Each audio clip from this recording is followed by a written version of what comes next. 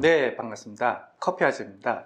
커피 알고 즐기면 더 맛있다. 시즌 3 먹고 마시고 즐기고, 세 번째 이야기 보일링, 스티밍, 로스팅, 그리고 프라이에 대해서 한번 이야기해 보도록 하겠습니다. 방금 얘기한 제목은 우리가 음식을 조리하는 방법들입니다. 우리는 다양한 방법으로 음식을 조리하고 있습니다. 대표적으로 우리가 주식으로 하는 밥 같은 경우에는 삶거나 찌는 방식을 사용하고, 반찬 같은 경우에는 굽거나 볶는 방식을 사용하여 음식을 만듭니다. 이러한 조리 방법에 대해서 한번 이야기해 보도록 하겠습니다. 일반적으로 우리 음식은 찌거나 삶거나 굽거나 볶는 방식을 이용하여 조리를 하고 있습니다. 이 네 가지 조리 방법만 존재하는 것은 아닙니다. 인류의 조리 방법은 이보다 다양한 방법들을 사용합니다. 보일링, 포칭, 스튜잉, 브레이징, 베이킹, 로스팅, 그릴링, 마이크로웨이빙 같은 다양한 조리 방법들이 있습니다. 그리고 여기에서도 프라잉 같은 경우에 셀로 프라잉이라든가 딥 프라잉으로 또 나눠질 수가 있습니다. 물론 포칭,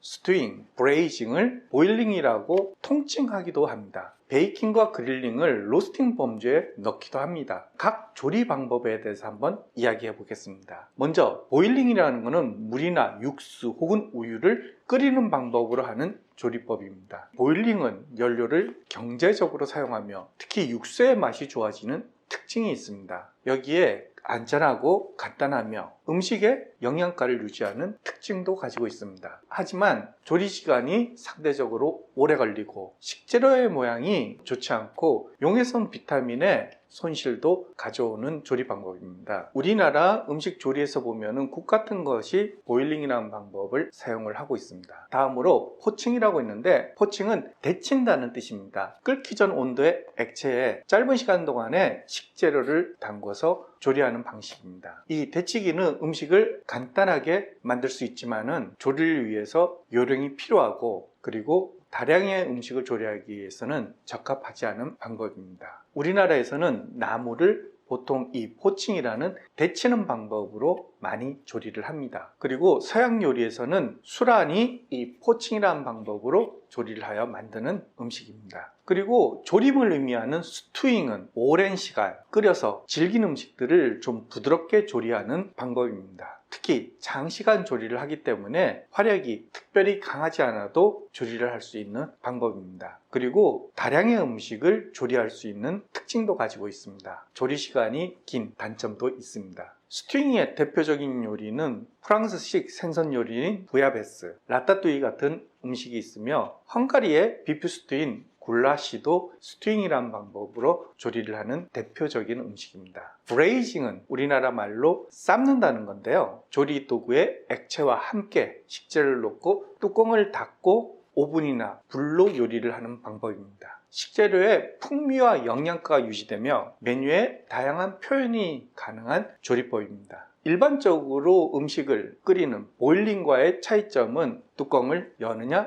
닫느냐의 차이라고 볼 수 있는데, 우리가 주로 먹는 밥이 이 브레이징이라는 방법으로 조리가 됩니다. 가끔 밥을 보일링이라고 하는데 좀 더 정확한 표현은 브레이징에 더 가깝습니다. 브레이징과 유사한 조리법 중에 시머링이라는 것도 있습니다. 시머링은 브레이징과 달리 85도에서 한 96도의 낮은 온도에서 조리를 하는 방법입니다. 그리고 스티밍이라는 것은 뜨거운 증기를 이용해서 조리하는 법입니다. 만두와 같은 중국 요리에 많이 사용하는 조리법으로 뜨거운 증기를 직접 혹은 간접적으로 접촉을 하여 조리를 하는 특징이 있습니다. 장점으로는 조리 시간이 단축되고 영양가 유지가 쉬운 특징이 있습니다. 하지만 조리에 복잡한 도구가 필요한 단점도 있습니다. 스티밍은 짧은 시간에 다량의 음식을 조리할 수 있기 때문에 대부분의 음식 공장에서 이 스티밍이라는 방법을 이용해서 조리를 합니다. 보통 가정에서는 밥을 브레이징, 즉 삶는 방식을 이용해서 조리를 하지만은 단체 그릇식 같이 다량의 밥을 만드는 경우에 스티밍이라는 방법이 많이 사용됩니다. 베이킹은 오븐에서 건열로 조리하는 방식입니다. 베이킹은 조리 과정에서 재료 내부에 있는 습기가 외부로 배출되어 일부 스티밍에 의해서 조리되기도 합니다. 일부 베이킹에서는 이 스티밍을 극대화하기 위해서 오븐에다가 물 한 그릇을 넣어 더 많은 증기를 사용을 하기도 합니다. 베이킹은 빵과 같이 달콤한 음식을 만들 적에 많이 사용을 하는데 음식의 모양이 흐트러지지 않기 때문에 시각적으로 좋은 결과물을 만들 수 있는 조리 방법입니다. 하지만 단점으로는 베이킹을 위해서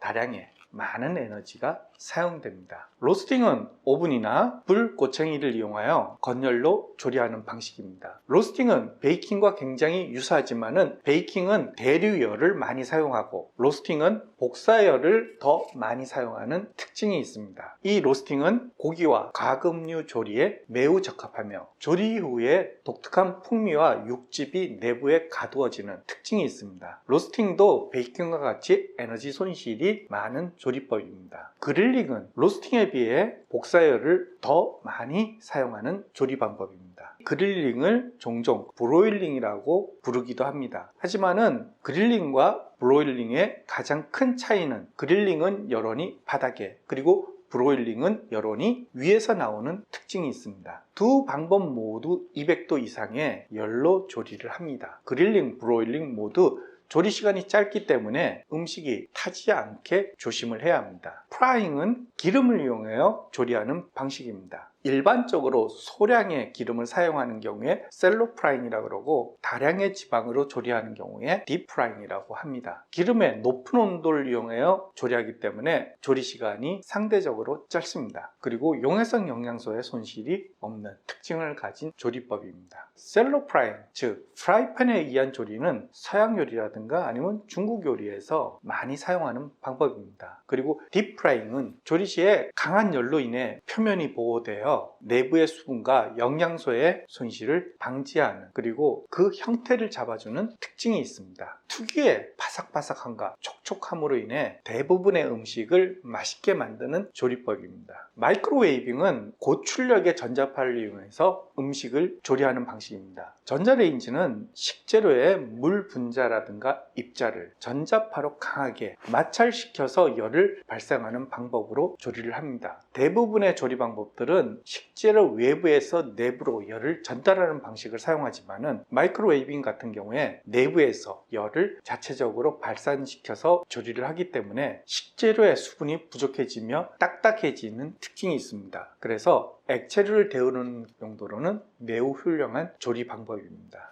오늘은 음식의 다양한 조리 방법에 대해서 살펴보았는데 어떤 조리법이 좋다, 나쁘다 하는 조리법은 없고 식재료에 따라 그리고 음식을 만드는 목적에 따라 적합한 조리 방법을 주로 사용을 합니다. 보일링에서 프라잉으로 갈수록 식재료의 영양은 떨어지는 경향이 있습니다. 베이킹으로 만들어진 식빵을 그릴링으로 조리하여 조합된 조리 방법도 많이 사용하고 있습니다. 다양한 조리 방법에 대해서 한번 이야기했습니다. 오늘 준비한 내용은 여기까지고 그럼 다음에 또 뵙도록 하겠습니다.